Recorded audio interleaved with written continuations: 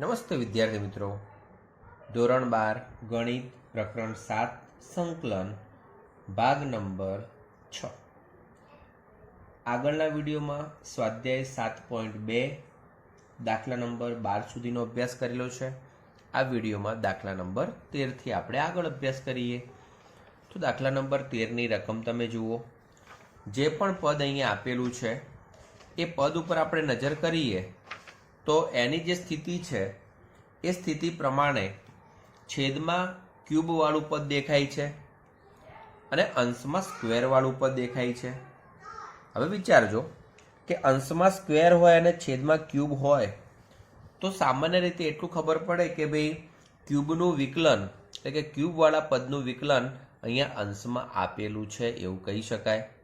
તો આપણે એ રીતે અહીંયા વિચારીએ તો સૌથી પહેલાં છેદવાળું જે પદ છે એની જગ્યાએ આપણે આદેશ લઈ શકીએ તો કે 2 + 3x³ = t લેતા તો આનું વિકલન શું થશે? 9x² dx = dt. હવે x² dx છે તો = dt/9. એનો ઉપયોગ આપણે અહીંયા કરવાનું છે. માટે I બરાબર ઇન્ટિગ્રેશન, ચલો x² dx ની જગ્યાએ dt/9 લખી દઈએ. આ પદ જે છે એની જગ્યાએ t લીધા છે તો 1/t³. 9 અચળ છે એને 12 લખી દઈએ. t³ ને અંશમાં લખીએ તો t⁻³ dt. ચલો હવે t⁻³ છે એનું આપણે સંકલન કરવું છે તો શું થશે? એક ઘાત વધશે t⁻² + c. હવે t વાળું પદ છેદમાં લઈએ, 2 અહીંયા ગુણી દઈએ છીએ. -1/18 1/t² + c. t ની જગ્યાએ 2 + 3x³ મૂકી દઈએ તો -1/18 1/2 + 3x³ + c. તો આ થયું એનું વિકલન. તો મિત્રો આ પ્રમાણે છેદનું પદનું અંશમાં વિકલન દેખાય છે. તો એ પ્રમાણે એની જગ્યાએ t આદેશ લીધો છે અને એ પ્રમાણે આપણે કામ કર્યું છે. હવે 14મો પ્રશ્ન. તો 14માની રકમ લખીને ફક્ત તમને એટલું સમજાવીશ કે આ જ પ્રમાણે તમને આપેલું છે 1/x * log x⁻m dx. અહીંયા જે દાખલો છે એ જ રીતે તમે જુઓ log x નું વિકલન કેટલું થાય છે? 1/x આપેલું છે તો કોની જગ્યાએ તમારે આદેશ લેવાનો છે? log x = t આદેશ લેવાનો થાય, બરાબર. અને પછી આ દાખલામાં જે રીતે આપણે કામ કર્યું છે એ પ્રમાણે આપણે કામ કરવાનું થશે. ચલો એના પછી પ્રશ્ન નંબર 15 એ બિલકુલ હોમવર્ક છે તમારે. પ્રશ્ન નંબર 16નો અભ્યાસ કરીએ. Integration e⁻² x + 3 dx. અહીંયા આપણે સમજીએ કે આપણી પાસે e⁻x હોત તો એનું સંકલન તો ડાયરેક્ટ e⁻x થઈ શકે છે, પરંતુ e⁻² x + 3 છે તો અહીંયા આપણે કોની જગ્યાએ આદેશ લેવો પડે? 2x + 3 તરીકે. તો ચલો બાજુમાં જગ્યા છે તો હું ત્યાં જ ઉલ્લેખ કરું છું કે 2x + 3 = t લેતા તો 2dx = શું થશે? dt. એનો મતલબ કે dx = dt/2. હવે dx તરીકે આપણને dt/2 મળ્યા છે. ઓકે, એનો આપણે ઉપયોગ કરવાનો છે. તો ચલો તો માટે I બરાબર ચલો ઇન્ટિગ્રેશન e⁻²x + 3 ની જગ્યાએ t મૂકી દઈએ, dx ની જગ્યાએ dt/2. ચલો 2 ને આપણે બહાર લઈ લઈએ. 1/2 ઇન્ટિગ્રેશન e⁻t dt. ચલો e⁻t નું સંકલન કેટલું થાય? તો કે e⁻t નું સંકલન e⁻t જ રહેવાનું છે. તો કે equal to 1/2 e raise to T plus C.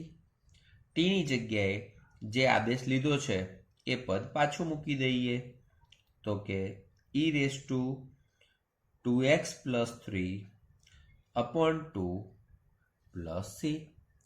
મિત્રો, આગળના વિડીયોમાં એક સૂત્ર મેં તમને લખવાની વાત કરેલી હતી.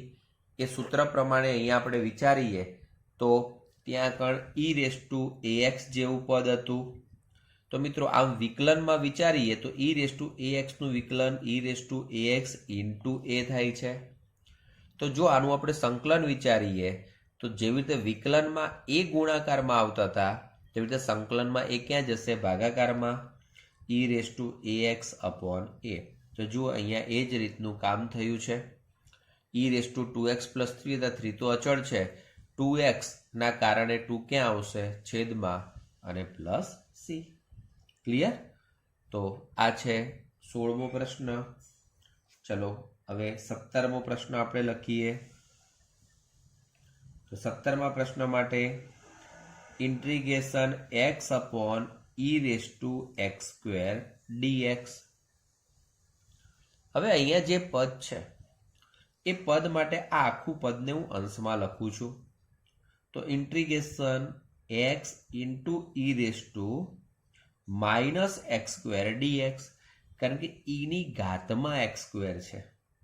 ઈની ઘાતમાં એક્સ સ્ક્વેર છે એનો મતલબ કે ઘાત તરીકે જ એક્સ સ્ક્વેર છે. એ પદ ઉપર લઈ જઈએ તો e raise to minus x square થાય. હવે વિચારો કે આ પદ જે છે એ ઘાતમાં છે, જેનું આપણે વિકલન વિચારીએ તો એ વિકલન આપણને એક્સ સ્વરૂપમાં મળે, જે અહીંયા આપેલું છે. તો આદેશ કોની જગ્યાએ લઈશું? Minus x square equal to t આદેશ આપણે લઈએ તો કે minus x square equal to T લેતા ચલો આનું વિકલન કરીએ. Minus 2x dx equal to DT. ચલો એક્સ ડીએક્સ રાખીએ, -2 ને છેદમાં મૂકી દઈએ. X dx equal to dt upon -2. તો આ પ્રમાણે આપણને એનો જવાબ વિચારી શકાય. તો હવે આનો આપણે અહીંયા ઉપયોગ કરીએ. તો માટે i બરાબર ઇન્ટિગ્રેશન, ચલો આ પદ હું પહેલાં લખી દઉં છું, એનો મતલબ કે e રેસ ટુ ટી. હવે એક્સ ડીએક્સ ની જગ્યાએ શું લખાશે? DT upon -2. ક્લિયર? તો e રેસ ટુ ટીનું સંકલન તો શું થવાનું છે? e રેસ ટુ ટી જ થવાનું છે. આપણે એ રીતે અહીંયા લખી દઈએ તો કે ઇક્વલ ટુ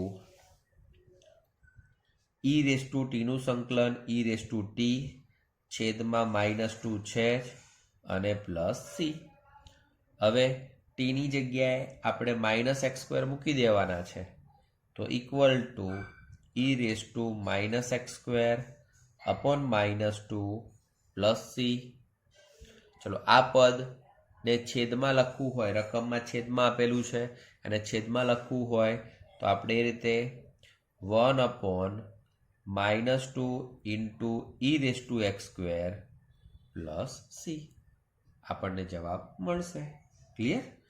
તો મિત્રો સમજવાનો પ્રયત્ન કરજો રીતને. ચલો એના પછી 18મો પ્રશ્ન integration e raise to tan inverse x upon 1 plus x square dx. ચલો e raise to tan inverse x upon 1 plus x square dx જે પદ અહીંયા આપેલું છે એ પ્રમાણે tan ઇનવર્સ એક્સ તરીકે આપણે ટી આદેશ લઈએ તો એનું વિકલન tan ઇનવર્સનું 1 upon 1 plus x square થાય છે. તો જે અહીંયા આપેલું છે તો આપણે કોની જગ્યાએ આદેશ લઈએ તો કે tan inverse X equal to T લેતા tan ઇનવર્સનું વિકલન કરીએ 1 upon 1 plus x square DX equal to DT. ચલો એમનો ઉપયોગ આપણે આઈમાં કરીએ તો i બરાબર integration e raise to T DX upon 1 plus x square, એની જગ્યાએ સીધું શું લખાશે? ડીટી. તો ઈ રેસ ટુ ટીનું સંકલન થશે E raise to T plus C. ટીની જગ્યાએ આપણે ટેન ઇન્વર્સ એક્સ પાછા મૂકી દેવાના છે. તો E raise two tan inverse x plus C. તો આ થયો પ્રશ્ન નંબર 18. ચલો એ રીતે પ્રશ્ન નંબર 19નો આપણે અભ્યાસ કરીએ. તો 19મા પ્રશ્નની રકમમાં ઈ raise to 2x minus 1 upon E raise to 2x plus 1 dx. મિત્રો અહીંયા તમને જે રકમ આપી છે એનું આપણને ડાયરેક્ટ કોઈ રીતે સંકલન થવાનું નથી કે અહીંયા આદેશ ધારીને પણ આપણે એ રીતે વિચારી શકવાના નથી. પરંતુ આ દાખલાની અંદર સૌથી પહેલાં આપણે અંશ અને છેદ બંને પદોને ઈ રેસ ટુ એક્સ વડે ભાગવા પડશે. શું કરવું પડશે? અંશ અને છેદ બંને પદોને ઈ રેસ ટુ એક્સ વડે આપણે ભાગવા પડશે. કારણ કે ઈ રેસ ટુ એક્સ વડે ભાગીશું તો જ આપણને એ રીતનું કામ થઈ શકશે, એટલે કે એ રીતનું પદ મળશે. તો ચલો એ રીતે કામ કરીએ. તો ઇક્વલ ટુ પહેલાને ઈ રેસ ટુ એક્સ વડે ભાગીએ તો ઈ રેસ ટુ એક્સ, વનને ઈ રેસ ટુ એક્સ વડે ભાગીએ તો માઇનસ, એટલે E raise to minus X.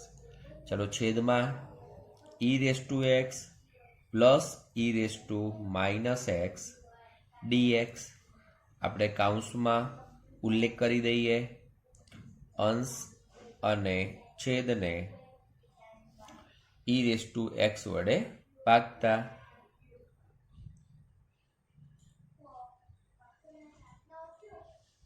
ચલો હવે અહીંયા જે પદ છે એમાં છેદનું પદ વિચારો અને છેદના પદનું વિકલન કેટલું થાય જુઓ તો તમે.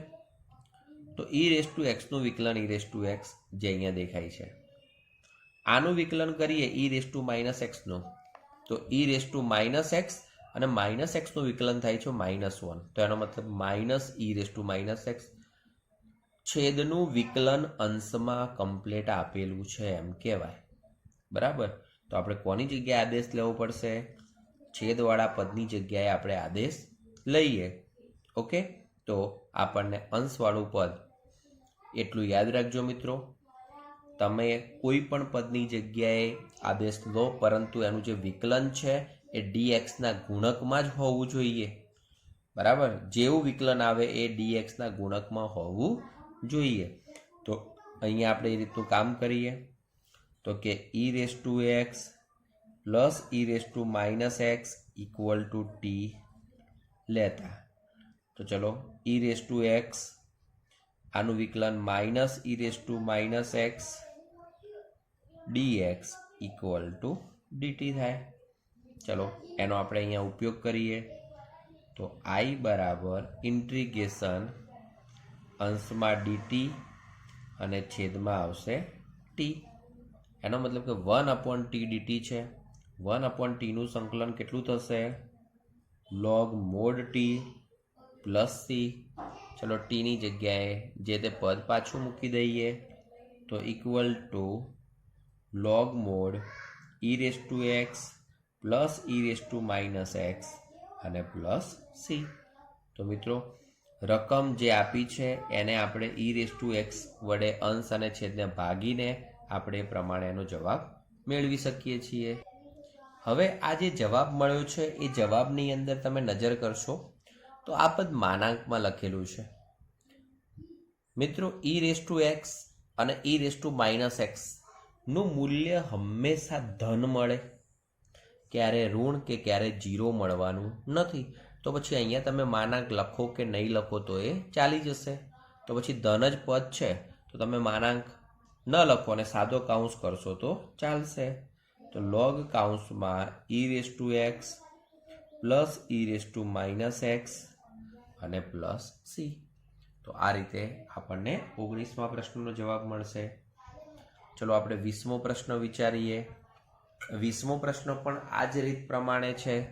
ચલો એને અહીંયા જોઈ લઈએ.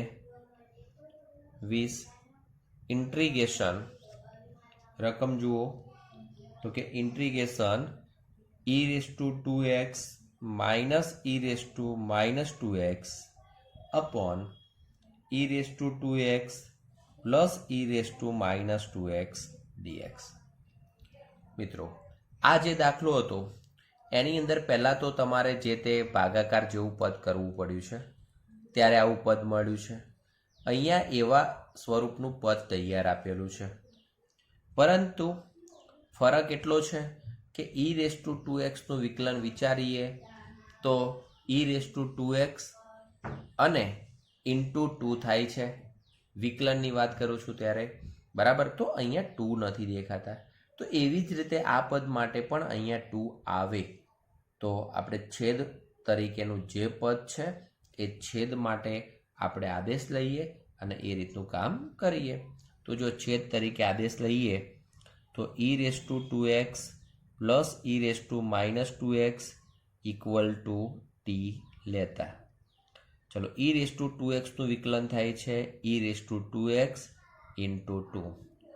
આ પદ માટે વિચારીએ તો E raise to minus 2x અને માઇનસ 2xનું વિકલન માઇનસ 2 અને કાઉન્સ બાર dx ઇક્વલ ટુ dt. ચલો હવે આ બંને પદમાંથી 2 કોમન લઈ લઈએ, બરાબર. અને એ જ 2ને પેલી બાજુએ ભાગાકારમાં મૂકી દઈએ. કેમ? કારણ કે dxની જોડે આટલું પદ છે ત્યાં 2 દેખાતા નથી. તો કે ઈ raise to 2x minus E raise to minus 2x dx equal two dt upon 2. ચલો હવે આનો ઉપયોગ આપણે અહીંયા કરવાનો છે. તો કે માટે i બરાબર ઇન્ટિગ્રેશન, ચલો આ પદની જગ્યાએ આપણે શું લખી શકીએ? ટી લખી શકીએ. તો કે 1 અપોન ટી. આ આખા પદની જગ્યાએ શું લખી શકીએ? dt upon 2. 2 તો અચળ છે. 1 અપોન ટીનું સંકલન થશે log મોડ ટી. ટીની જગ્યાએ આપણે કયું પદ મૂકવાનું છે? આ પદ. એની કિંમત હંમેશા કેવી છે? ધન છે. તો માનાંક નહીં કરીએ તો ચાલશે. 1/2 log કાઉન્સમાં E raise to 2x plus E raise to minus 2x અને પ્લસ સી. ઓકે, તો આ રીતે એનો જવાબ મળશે. ચલો આ તો પ્રશ્ન નંબર 20. હવે એના પછી પ્રશ્ન નંબર 21નો અભ્યાસ કરીએ. તો પ્રશ્ન નંબર 21. તો 21ની રકમ જોશો તો integration of tan square 2x minus 3 dx. મિત્રો સૌથી પહેલાં તમને એટલી ખબર હોવી જોઈએ કે જ્યારે tan square x સ્વરૂપનું પદ હોય તો એમનું સંકલન કેવી રીતે થાય. tan square x સ્વરૂપનું પદ હોય તો એનું સંકલન કેવી રીતે થાય એનું તમને ખ્યાલ હોવો જોઈએ. તો જ્યારે tan square x હશે તો ત્યારે આપણે sec square x માઇનસ 1 લખીશું અને sec square માઇનસ 1 લખીને પછી આપણે એમનું સંકલન કરીશું. અહીંયા જે પણ પદ છે તો એની અંદર સંયોજન દેખાય છે. તો પહેલાં તો 2x માઇનસ 3 તરીકે આપણે આદેશ લઈ લઈએ અને પછી આપણે એ નિત્યસમનો ઉપયોગ કરી શકીશું. તો ચલો 2x minus 3 equal to T લેતા. તો 2dx ઇક્વલ ટુ dt. તો dx equal two dt upon 2. Okay, તો આપણે અહીંયા મૂકીએ i બરાબર ઇન્ટિગ્રેશન tan સ્ક્વેર. ચલો 2x માઇનસ 3ની જગ્યાએ t અને dxની જગ્યાએ dt અપોન 2. આ 2ને આપણે બહાર લઈ લઈએ. 1/2. ચલો tan સ્ક્વેરની જગ્યાએ sec square t minus 1 dt. ચલો આમનું હવે આપણે સંકલન કરવું છે તો એમનું સંકલન થશે 1/2. ચલો sec સ્ક્વેરનું સંકલન થાય છે tan t અને 1નું સંકલન થાય છે t અને 12 પ્લસ c. હવે ટીની જગ્યાએ આપણે 2x માઇનસ 3 મૂકી દઈએ. તો 1/2 કાઉન્સમાં tan 2x minus 3 -2x + 3 + c। બધા જ પદને આપણે 1/2 વડે ગુણીએ છીએ તો પહેલું પદ થશે 1/2 × 10 2x - 3। બીજા પદ સાથે જોઈએ તો -x। ત્રીજા પદ સાથે જોઈએ તો 3/2 + c। હવે મિત્રો અહીંયા તમારે ખાસ વિચારવાનું છે કે અહીંયા જે પદ આપેલું છે એ પદમાં c એ અચળ છે, 3/2 પણ અચળ છે, તો આપણે શું કરવું પડે? એ બંને પદોને ભેગા કરીને કોઈક નવો અચળ લખવો પડે। તો આપણે એવું કરીએ કે અહીંયા જે c છે ત્યાં જ આપણે c' કરી દઈએ। હવે આ બંનેની જગ્યાએ નવો અચળાંક આપણે c મૂકી દઈએ તો કે 1/2 10 2x - 3 - x + c, જ્યાં c બરાબર c' + 3/2।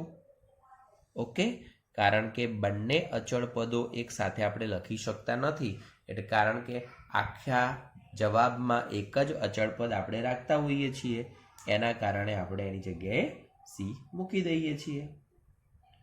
ચલો આના પછીનો દાખલો જે છે એમાં sec² તૈયાર આપેલું છે, તો ફક્ત ને ફક્ત તમારે ડાયરેક્ટ આદેશ લઈને જ કામ કરવાનું થશે। એને આપણે હોમવર્ક આપીએ છીએ। ચલો 23મો પ્રશ્ન, રકમ જુઓ 23ની। શું આપેલું છે તમને? તો કે 23ની રકમમાં sin inverse x /(1 - x² dx। Okay મિત્રો, sin inverse x અને એનું વિકલન થાય છે 1/(1 - x²। તો જો એનું વિકલન ઓલરેડી આપણને આપેલું છે તો કોની જગ્યાએ આદેશ લેવો પડે? sin inverse x ની જગ્યાએ આપણે આદેશ લેવો પડશે। તો કે sin inverse x = t લેતા 1/(1 - x² dx = dt। એમનો ઉપયોગ કરીએ। I બરાબર ઇન્ટિગ્રેશન sin inverse x ની જગ્યાએ t અને dx/(1 - x²) એની જગ્યાએ આપણે મૂકીએ dt। તો t dt અહીંયા થયું છે।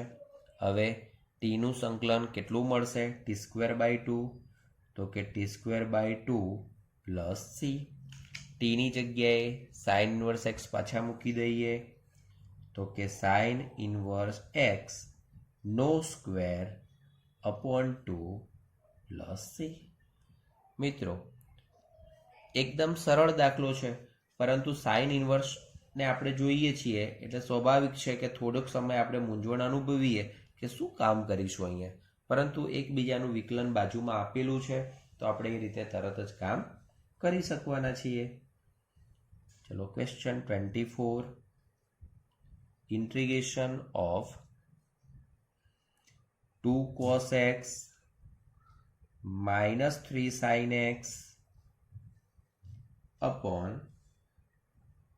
6 cos x plus 4 sin x dx।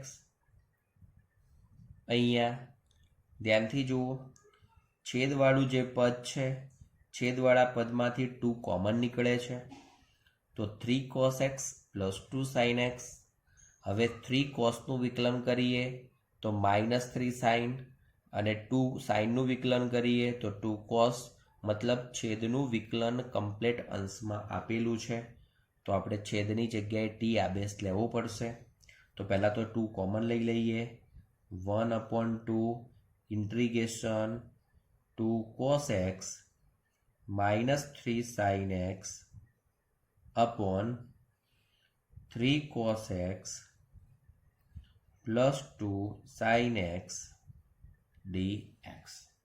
બરાબર, ચલો છેદવાળા પદની જગ્યાએ આપણે t આદેશ લઈએ તો શું થશે કે 3 cos x plus 2 sin x = t લેતા આનું વિકલન થશે -3 sin x, આનું વિકલન થશે cos x અને dx ઇક્વલ ટુ dt. તો જો આવું જ પદ આપણને અહીંયા અંશમાં આપેલું છે તો આપણે ઉપયોગ કરીએ. તો માટે I ઇક્વલ ટુ 1/2 છેદ તરીકે આપણે t લઈએ છીએ અને અંશની જગ્યાએ આપણને શું મળે છે? dt. આનો મતલબ કે 1/t dt જેવું સ્વરૂપ દેખાય છે. તો 1/t હોય તો આપણે શું કામ કરીએ? log mod t plus c. બસ ટીની કિંમત આપણે મૂકી દઈએ. 1/2 ઇન્ટુ log mod ટીની જગ્યાએ 3 cos x plus 2 sin x અને પ્લસ c. તો આ પ્રમાણે આપણને એનો જવાબ મળશે. મિત્રો અહીંયા આપણને એ ખબર નથી કે x કયા ચરણમાં આપેલા છે. જો x પ્રથમ ચરણમાં હોત તો હંમેશા આનું મૂલ્ય ધન રહેતું, તો પછી કાઉન્સ કરવાની જરૂર રહેતી નહીં. પરંતુ એક્સનું કોઈ ચરણ નક્કી નથી, માટે આપણે અત્યારે માનાંક કરવો જરૂરી છે. ચલો એના પછી પ્રશ્ન નંબર 25નો અભ્યાસ કરીએ. 25ની રકમ છે integration 1/cos² x into 1 - tan x² dx. તો જુઓ, જે પદ અહીંયા આપેલું છે એ પદને આપણે સમજીએ તો છેદમાં tan વાળું પદ દેખાય છે, tanની બાજુમાં cos² વાળું પદ દેખાય છે. પણ 1/cos² વિચારીએ તો એ થઈ જશે sec². હવે tan વાળા પદની જગ્યાએ આદેશ લઈએ તો tanનું વિકલન આપણને sec² મળે, જે dxના ગુણક તરીકે છે જ. તો આપણે એ રીતનું કામ કરવું પડે. તો ચલો પહેલાં 1/cos² એટલે sec² લખી દઈએ. તો integration sec² x upon 1 - tan x² dx. અહીંયા 1 - tan x તરીકે આપણે t આદેશ લઈએ. 1 - tan x equal to t લેતા ચલો આનું વિકલન કેટલું થાય? -sec² x dx અને ટીની જગ્યાએ dt. માઇનસ પેલી બાજુ મોકલી દઈએ તો sec² x dx equal two -dt. Clear? ચલો આપણે કિંમતો અહીંયા મૂકી દઈએ. I equal to integration sec² x dx એની જગ્યાએ -dt છેદમાં 1 - tan x આખું પદ, જેને આપણે t તરીકે ઓળખ્યા છે, તો tનો સ્ક્વેર. માઇનસને બહાર લઈ લઈએ અને t² ને આપણે અંશમાં લખી દઈએ. -t⁻² dt. હવે tની -2 ઘાત છે તો એનું સંકલન કેટલું મળે છે? તો કે -t⁻1 અપોન -1. તો કે t⁻1 upon -1 plus c. Minus તો પ્લસ થઈ જશે, બરાબર. t⁻1 છે એટલે 1/t લખાશે. તો equal two 1/t plus c. ચલો ટીની જગ્યાએ આપણે શું મૂકવાનું છે? 1 - tan x. તો કે 1/1 - tan x પ્લસ c. આ થયો આપણો જવાબ.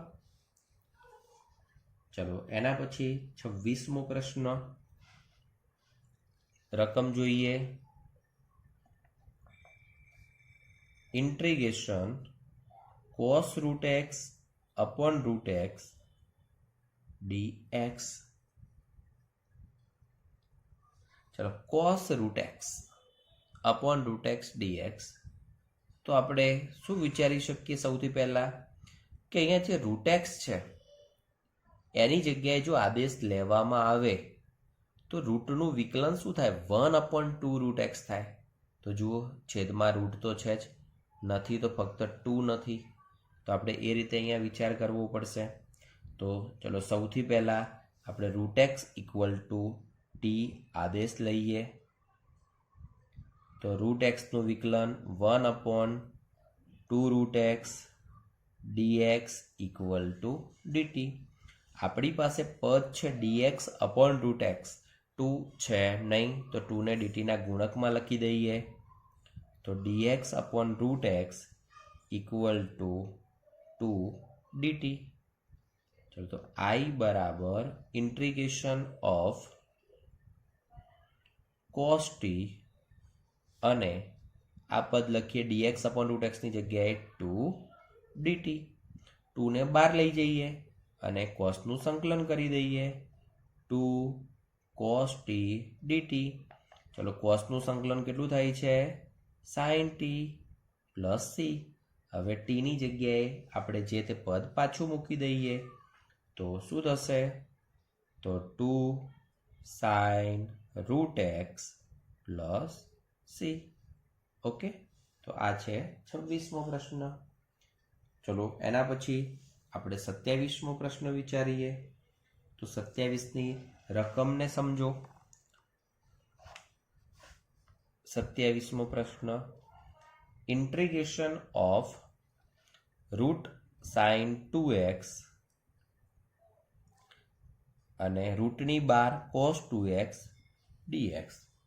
તો મિત્રો dxની જોડે cos 2x આપ્યા છે અને cos 2x જે છે એ ખરેખર સાઇનનું વિકલન કહેવાય. તો આપણે ખરેખર કોની જગ્યાએ આદેશ લેવો પડશે?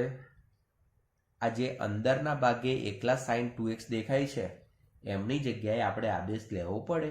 જો રૂટનો આદેશ લઈશું તો ચાલશે નહીં, કારણ કે ફેરથી સાઇન છેદમાં આવશે અને એ પાછું તમને નડશે. તો આપણે કોની જગ્યાએ આદેશ લઈએ? sin 2x.